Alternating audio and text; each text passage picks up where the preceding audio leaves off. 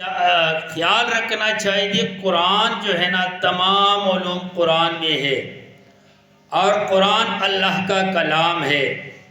قرآن توحید سکھاتا ہے، قرآن اللہ تعالیٰ کی ربوبیت سکھاتا ہے۔ قرآن 4 حصے ہے، بار بار میں کہتا ہوں، اور وہ 4 حصے ہمیں قرآن کی شروع میں ملتے ہیں۔ الحمدللہ رب العالمین، واحد لا شریک، حمد کا لائق کون ہے؟ اللہ ہے۔ تعریف کا مالک کون ہے؟ اللہ ہے۔ پہلا حصہ قرآن کا، اس میں 5 سورتیں ہیں۔ یہ پہلا حصہ قرآن کا جو ہے نا یہ توحید ہے۔ پھر اس کے بعد رب العالمین، اس کے بعد اور وہ دوسرا حصہ بھی الحمد سے شروع ہوتی ہے۔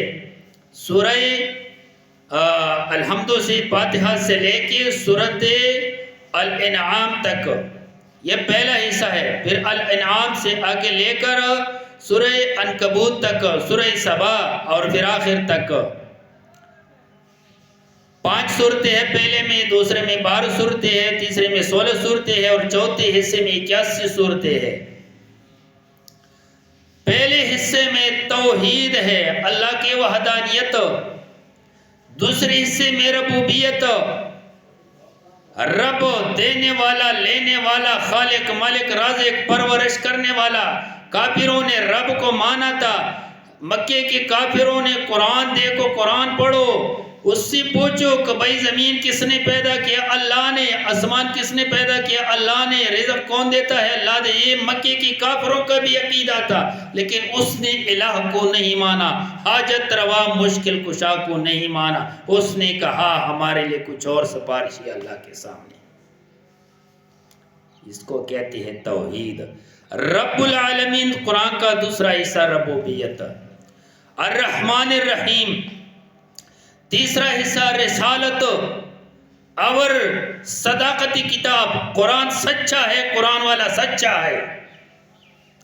رسالت اور چوتھا حصہ قیامت اور شفاعت قہری کی۔ قیامت قائم ہونے والا ہے اور قیامت میں کوئی بندہ اللہ کے سامنے شفاعت قہری نہیں کر سکتا اور زبردستی کسی کو جنت میں نہیں لے جا سکتا۔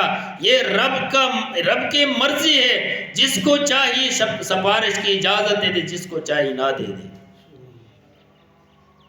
اور یہ قیامت والے دن ہر بندے کو پتہ ہوگا، عالم کو پتہ ہوگا کہ اللہ تعالیٰ مجھے شفاعت کا دے دے گا، آرڈر دے گا، اور اللہ تعالیٰ جب آرڈر دے گا تو پھر پلان بندے کے لیے سفارش اللہ تعالیٰ میرے طرف سے قبول کرے گا، پلان بندے کے لیے قبول نہیں کرے گا۔ یہ علم قیامت والے دن اللہ تعالیٰ دے گا۔ دنیا میں یہ علم کسی کے پاس نہیں ہے۔ دنیا میں ہم کتنے کہتے ہیں کہ بھائی میں تیرے سفارش ہوں، میں تیرے ذمہ دار ہوں، میں تیرے ٹھیکیدار ہوں۔ قیامت میں خدا جانے ہمیں کیا ملے گا، ہمیں جہنم میں جانا ہے یا جنت میں جانا ہے، کسی کو پتہ نہیں ہے۔ عالم کو پتہ نہیں ہے، بزرگ کو پتہ نہیں ہے، کسی کو پتہ نہیں ہے۔ میرے بھائیوں، تو اطاعت رسول، اتباع رسول، رسول اللہ صلی اللہ علیہ وسلم کی اتباع کرنا، اس میں کامیابی ہے، ورنہ کامیابی نہیں ملے گی، کامیابی نہیں ملے گی۔ رسول اللہ صلی اللہ علیہ وسلم کی اطاعت میں اپنی زندگی بسر کرنا ہے، اور یہ دنیا پانی ہے، دنیا کا مالک اللہ ہے۔ الملک القدوس السلام المؤمن المہیمن العزیز الجبار المتکبر۔ مالک کون ہے؟ اللہ۔ ملک الملک کون ہے؟ اللہ۔ تبارک الذی بیدہ الملک، اللہ کے ہاتھ میں بادشاہی ہے دنیا میں کوئی بادشاہ نہیں ہے، کوئی بادشاہ نہیں ہے۔ کوئی بندہ کہتا کہ میں ہاں، لیکن اس بات کی تب ہمیں پتہ چل جائے گا جب ہماری روح ہمارے پاؤں کے بڑے انگوٹھے سے نکلنا شروع ہو جائے گی، اور پھر جب ہماری روح نکلنے لگے تو پھر ہمارے آنکھیں آسمان کی طرف ہوں گے، دیکھتے رہیں گی روح کو۔ پھر ہمیں تڑپ رہیں گے کہ یا اللہ اتنی مہلت دے کے ہمیں توبہ کرے، یا اللہ تیرے سے رشتہ میرا کٹ ہونے والا ہے، اب میں نماز نہیں پڑھ سکتا، میں روزہ نہیں رکھ سکتا، میں نیکی نہیں کر سکتا، میں کچھ بھی نہیں کر سکتا، اس بات پر ہمیں پچھتاوا ہے کہ یا اللہ روح تو نکل گیا۔ جب روح نکل جاتا ہے بندے کو نظر آتے ہیں، بندہ اوپر دیکھتے ہیں۔ میرے بھائیو، اس لیے میں کہتا ہوں کہ اتباع رسول دین کی خاطر اپنے اہل کو چھوڑنا ہے، دین کی خاطر اپنے مال کو چھوڑنا ہے، دین کی خاطر اپنے اولاد کو چھوڑنا ہے، دین کی خاطر اپنے جان کو دینا ہے۔ دین کے خاطر لوگوں نے رشتہ داری چھوڑ دیا، ہم دنیا کے خاطر چھوڑتے ہیں لیکن دین کے خاطر نہیں چھوڑتے۔ دین کی خاطر لوگوں نے کئی رشتہ داریاں چھوڑ دی۔ ایک واقعہ ہے، حضرت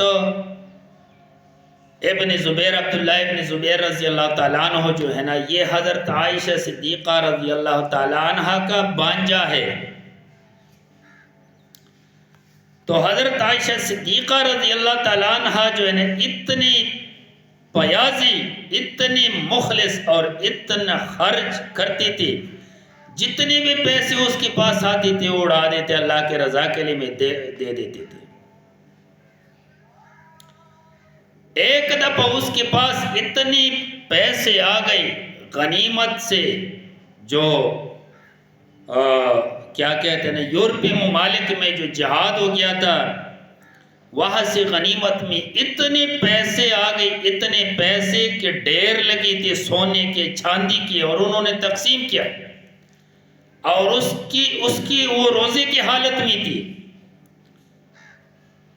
جب پیسے ختم ہو گئی، تقسیم ہو گئی، سونے چاندی تقسیم ہو گئی، تو اس کی نوکرانی نے افطاری کے لیے جب بلائی، اس نے بولا کہ بھائی گھر میں افطاری کے لیے کوئی چیز نہیں ہے، آپ نے کوئی شے بچایا ہی نہیں۔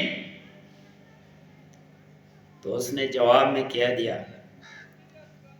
کہ آپ نے پہلے مجھے نہیں بتائی تھی کہ میں افطاری کے لیے کوئی چیز تو لے لو۔ اور پھر اس کے بعد حضرت زبیر رضی اللہ تعالی عنہ نے پیغام بھیجا اپنے خالہ کو، حضرت عائشہ صدیقہ کو، کہ خالہ جان اتنے خرچ نہ کرو، کچھ بچایا کرو۔ اور اس پہ اتنی ناراضگی ہو گئی کہ اس نے بولا کہ میں اس سے بات کرنی نہیں چاہتی، کلام سلام بند ہو گیا۔ حضرت زبیر رضی اللہ تعالیٰ عنہ نے کئی صحابہ بھیجے پردے کے اندر، کئی دفعہ عرض کیا کہ بھائی مجھے معاف کرو۔ اس نے بولا نہیں، تم مجھے اللہ کے راستے میں خرچ کرنے سے کیوں رکتے ہو؟ یار عورتوں میں اتنے قربانیاں، ہائے ہائے، اللہ نے اپنے نبی کے لیے ایسے پسند نہیں کی، اچھائی تھی اس لیے پسند کی۔ پھر حضرت زبیر رضی اللہ تعالیٰ عنہ رو رہا تھا کہ بھائی میں کیا کروں، اگر ایسے حالت میں مر جاؤ، میرا مصطفیٰ مجھے کیا ملے گا قیامت میں کہ تم نے میری بیوی کو ناراض کی۔ اور اتنی بات بھی نہیں تھی کہ بھائی اپنے کھانے کے لیے کوئی شے بچایا کرو۔ تو پھر حضرت زبیر رضی اللہ، عبداللہ ابن زبیر رضی اللہ عنہ نے اپنے ساتھ کچھ صحابہ لے کے گئے اور اس سے عرض کرنے لگے کہ ہم آ گئے اور ہمیں یہ رشتہ داری اور صلہ رحمی کے بارے میں کچھ بات کرنی ہے آپ سے۔ حضرت عائشہ رضی اللہ عنہ پردے کے اندر ہے، امہات المؤمنین ہے۔ تو جو صحابہ کرام تھے اس نے تمام احادیث بیان کیے کہ رسول اللہ صلی اللہ علیہ وسلم نے یہ فرمایا، یہ فرمایا، یہ فرمایا کہ مسلمان کے ساتھ کہتا کلامی نہ کرو، یہ کرو، وہ کرو۔ وہ سمجھ گئی۔ تو پھر حضرت زبیر رضی اللہ تعالیٰ عنہ پردے کے اندر سے آ کے اور اپنی خالہ جان سے چمڑ، جب چمڑ گیا تو پھر دونوں رونے لگے۔ دونوں رونے لگے، اور پھر اس قسم جو اس نے اٹھائی تھی حضرت عائشہ صدیقہ نے کہ میں اس سے بات نہیں کروں گی، تو پھر ہر سال اس قسم کے بارے میں وہ جو ہے نا وہ پیسے دیتے تھے، خرچ کرتے تھے کہ یہ میرے قسم کا فطرانہ ہے، یہ میرے قسم کا کفارہ ہے، ہر سال، اور رو رہی تھی۔ میرے بھائیو، ہمارے گھر میں بیٹا نماز نہیں پڑھتا، ہم اس سے قطع تعلق نہیں کر سکتے۔ ہماری رشتہ دار سود میں لگے ہیں، ہم اس کو روک نہیں کر سکتے۔ دین کی خاطر ہم نے کچھ بھی نہیں کیا، حالانکہ یہ دین کی